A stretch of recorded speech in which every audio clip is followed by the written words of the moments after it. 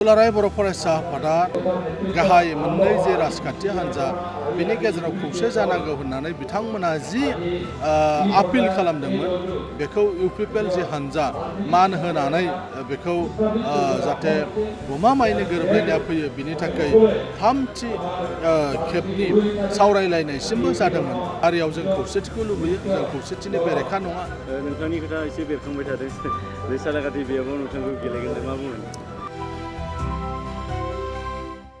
बावैसो सिगां दुलाराय बर' फरायसा आफादा मोनसे हान्जानि टिमनि गेजेरजों इउपिपिएल आरो बिपिएफखौ ज' जानायनि खोथा बुंदोंमोन। नाथाय नै दा बावैसो मैयानि सिगाङाव बिपिएफआ बिजाथि 22था बियाबाव 22 जन बियाबनि गेजेराव बिजाथिफोरनो मुं फोसावबाय। बेनि गेजेराव मा बुङो?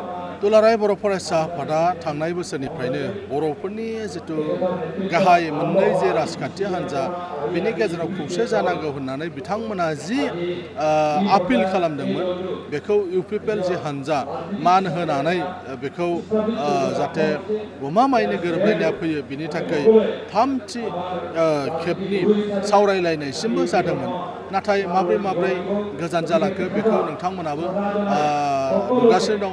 आरो बावैसो साननि सिगाङाव दुलाराय बर' फरायसा आफादा मोनसे बेबायदि आर'ज एपिलखौ गथायदोंमोनब्लाबो खिन्थु दिनै हयथ' बेयो बेसेबां लेभेलाव जागोबावगोन बेखौ साननो गोनां बाथ्रा। जेयानो जाया मानो हारियाव जों खौसेथिखौ लुबैयो, जों खौसेथिनि बेरेखा नङा। जेसेबां हायो इउपिपिएलआ मदद खालामगोन। जुदि सोरबा आवगायबोयोबा बेवहाय जोंहा आपत्ति खालामनांगौ जेबो गैया। नोंथांनि खोथा एसे बेरखांबाय थादों बे सालाकाथि बेयावबो नोंथांखौ गेलेगोन मा बुङो? बेयो हान्जानिसो बाथ्रा। जोंनि जे हान्जा क'क्राझाराव थांनाय जे बिसायख'थिमोन 2021 मायथाइनि जे बिसायख'थि बे बिसायख'थियाव क'क्राझार सिभिल डिस्ट्रिक्टआव जोङो मोनसेल'सो कसुगाव समस्तिखौ देरहानो हादोंमोन।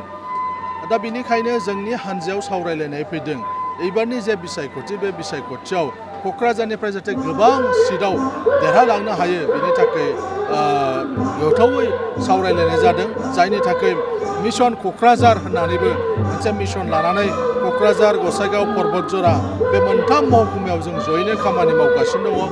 जोंनि हान्जायावबो सावरायदों जेरै बिपिएफआ गागि दैदेनगिरिफोर दिनै कसुगाव रबिराम नार्जारि, दिनै रिहन दैमारि बा बेबायदि गागि मानसिफोरखौबो बिथांमोना होदों।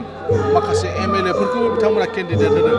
दा जोंनि पार्टियावबो सरसा जादों जाहाथे क'क्राझारनि एमएलएआबो मोनसे गेलेयो। दा बेबायदि मोनसे रायलायनाया जादों। जुदि पार्टिया सानोबा पार्टिनि जिथु साननाय एबा पार्टिया थिनोबा जों पार्टिनि डिसिप्लिन बायदियै बेखौ जोङो मानिनानै लागोन एबा जों गनायनानै लागोन।